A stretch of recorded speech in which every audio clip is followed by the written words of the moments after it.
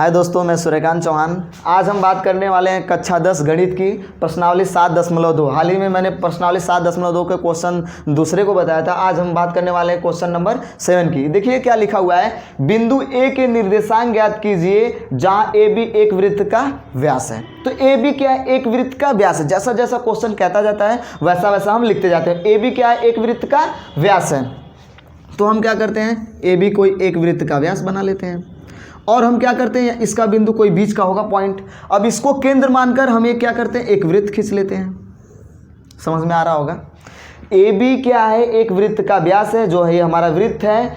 और लिखा है जिसका केंद्र ये मान लेते हैं यहाँ पे 0, केंद्र को मान लेते हैं 0। तो यहाँ पे क्या लिखा हुआ है, 2 और -3 लिखा है, 2 - 3 है। तथा b के निर्देशांक 1 और 4 हैं। तो b के निर्देशांक 1 और 4 हैं। एक बार और समझते हैं हम अपने क्वेश्चन को।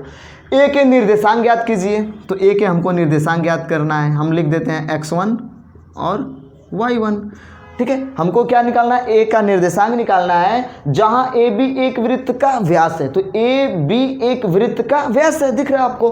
फिर क्या लिखा है, जिसका केंद्र 2 - 3 है। अब इसका केंद्र जो है ये 2 - 3 है और b के निर्देशांक 1 और 4 है। आ गया समझ में। तो हम सबसे पहले इसके पहले करते क्या थे, अगर दो बिंदु हैं, अगर इनके बीच की दूरी इनके बीच का पॉइंट निकालने के लिए हम लोग कौन सा तरीका अपनाते थे, यहाँ पे क्या कर देते थे, x1 y1 और इस पॉइंट को हम मान लेते थे x और y, और इस पॉइंट को हम मान लेते थे x2 और y2। तो हम इसका बीच का निर्देशांक ज्ञात करने के लिए हमने एक फॉर्मूला आपको बताया था, x = x1 + x2 / 2। और y का निर्देशांक ज्ञात करने के लिए हम लोग क्या करते थे, y1 + y2/2। हम लोग ये तरीका अपनाते थे। ये एक फॉर्मूला होता है कि दो बिंदुओं के सबसे बीच वाला पॉइंट, कोई उसमें रेशियो ना हो। अगर 1 अनुपात है तो 1 अनुपात का, और 2 है तो 2 अनुपात 2 का रेशियो। मतलब सेम बराबर दूरी पर अगर कोई बीच में कोई पॉइंट है तो उसका निर्देशांक इस तरह से निकालते हैं कि x = x1 + x2 और y = y1 + y2, इस तरह से निकाल देते हैं। लेकिन यहाँ पे क्या है ना, बीच का निर्देशांक दिया हुआ है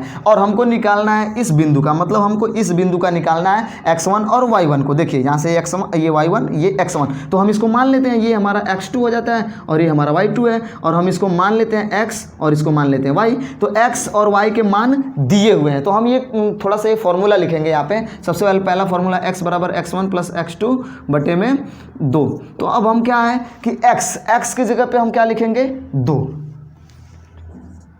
बराबर x1 की जगह पे हम क्या लिखेंगे, ये हमारा x1 है तो x1 का मान निकालना है तो आपको x1 ही लिखना पड़ेगा, प्लस x2 की जगह पे क्या है, 1/2। सबसे पहले एक को सॉल्व करते हैं। तो ये क्या होगा, क्रॉस मल्टीप्लाई होगा। कभी भी कोई चीज़ भागे में रहती है तो इधर जाके मल्टीप्लाई में हो जाती है। तो 2 दूनी 4 हो जाएगा, बराबर x1 + 1। और ये क्या है, अगर इधर प्लस में है तो इधर आएगा तो माइनस में हो जाएगा। तो 4 - 1 बराबर x1 बराबर क्या हो जाएगा, 4 - 3 आ जाएगा 3। तो x1 का मान आ जाएगा 3। तो ये हमारा क्या है, ये हमारा x1। इसका कोऑर्डिनेट निकालना था, बिंदु ए के निर्देशांक। तो हमारा x का निर्देशांक आ चुका है 3। अब सेम इसी तरह y का भी निकालेंगे। तो y का सबसे पहले हम फॉर्मूला लिख देते हैं। तो y का फॉर्मूला क्या है, y = y1 + y2/2। तो y1 + y2/2। तो y के सबसे पहले y का मान रखते हैं। तो y का मान क्या है, -3। तो हम यहाँ पे क्या लिख देंगे, -3। और y1 क्या है हमारा, y1 हमको निकालना है, सॉरी है ना। देखो ये y1 हमको निकालना है। तो y1 + y2 हमारा क्या है, 4। देखो यहाँ पे हमारा y2 है। तो y2 क्या है हमारा, 4/2। अब हम क्या करते हैं, इसका तिर्यक गुणा कर देंगे। तो 2 × 3 = 6, वो भी माइनस का, इक्वल y1 + 4। अब ये -6 है, ये +4 है। तो हम क्या करते हैं, इस पक्ष से इस पक्ष में कोई लाते हैं तो उसका उस चिन्ह का मान बदल जाता है, वो चिन्ह बदल जाता है। तो -6, अब ये प्लस का 4 है तो ये क्या आ जाएगा, तो इधर आ जाएगा तो माइनस का 4 हो जाएगा। तो y1 बराबर क्या हो जाएगा, ये आपका -6 और -4 जुड़ जाएंगे तो क्या आ जाएंगे, -10। तो देखिए कितनी आसानी से हमने इसका मान निकाला x1 और y1 का। देखिए तो हमारा निर्देशांक a का निर्देशांक आ चुका है 3 और -10। बिंदु ए के निर्देशांक ज्ञात कीजिए। हमने बिंदु ए का निर्देशांक ज्ञात कर लिया है। अगर ये वीडियो आपका अच्छा लगा हो तो प्लीज़ लाइक, शेयर और सब्सक्राइब कीजिएगा। मैं ऐसे वीडियो आपको बनाता रहूँगा। Thank you.